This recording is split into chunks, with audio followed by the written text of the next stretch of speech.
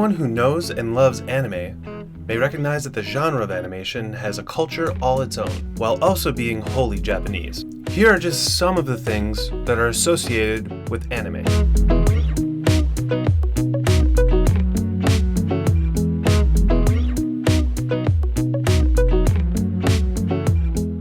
And yet, anime is hard to define, and some works can occasionally be totally written off as not entirely qualifying as anime.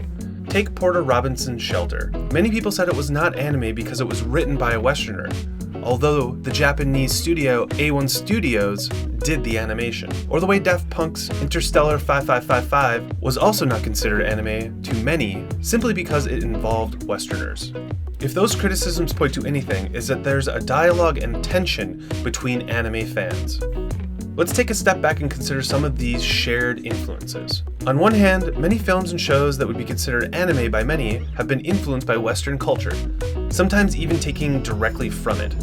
Miyazaki, one of the most influential filmmakers in anime, lists countless Western influences, from Mobius to Roald Dahl, as inspiration for his own work. Some influences are impossible to deny. Genkatsu, for example, is a straightforward adaptation of Alexander Dumas's The Count of Monte Cristo.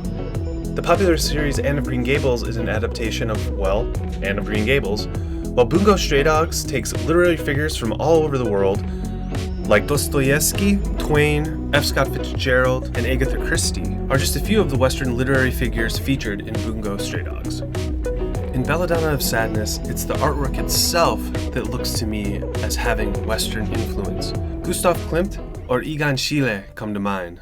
When you consider how much anime's inspiration and influence comes from outside of Japan, and vice versa, it seems counterintuitive that diehard anime fans, especially those in the US and in the West, would refuse to believe that anything that has influence outside of Japan isn't an anime.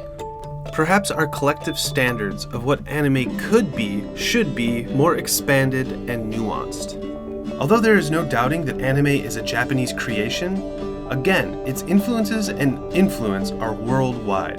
Considering anime's continued rise from a little-known subculture into one of the world's largest fandoms, it's safe to say its notoriety and popularity will only continue to increase, as more and more people discover its amazing storytelling abilities. And whatever your take on the subject, no one can deny anime's popularity and power as an art form.